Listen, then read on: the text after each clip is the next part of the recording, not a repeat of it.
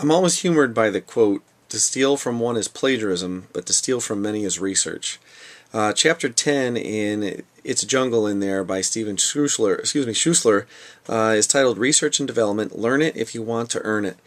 Now, he spent thousands and thousands and thousands, I mean hundreds of thousands of dollars, and people, at times thought he was crazy instead of just going and doing things, but they want to make things right.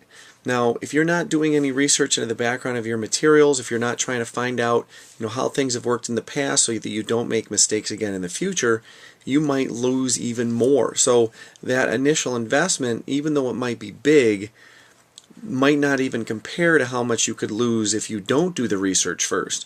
So if you do your background research, you figure out what's going on, you might be able to come out with the next big thing, which is what we talked about in a previous chapter.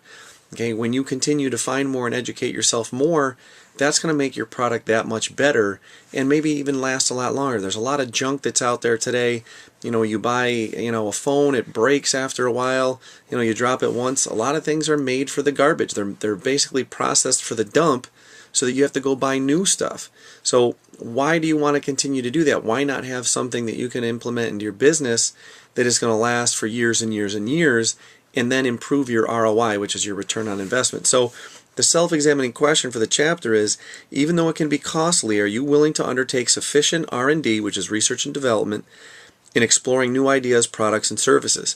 Now, when you just get started, that might not be maybe an issue, it might not be possible, but you have to think of what exactly is research and development.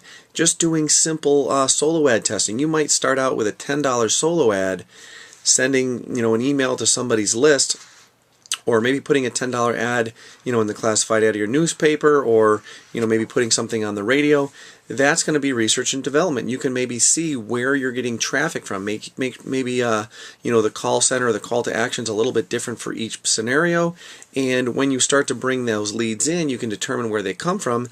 That's research. The one that gets the most results wins, and then you start to tweak that one a little bit more.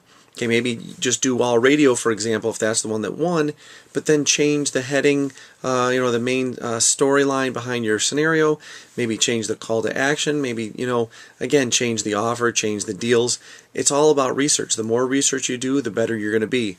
Always reinvest some money back into your research and into your advertising so that you can continue to keep that in pace of growing and growing and growing. Okay, and if you keep doing it, that research is going to pay off in the end, and you will continue to earn it. All right. This has been Chapter 10, and I'm Dave Gardner.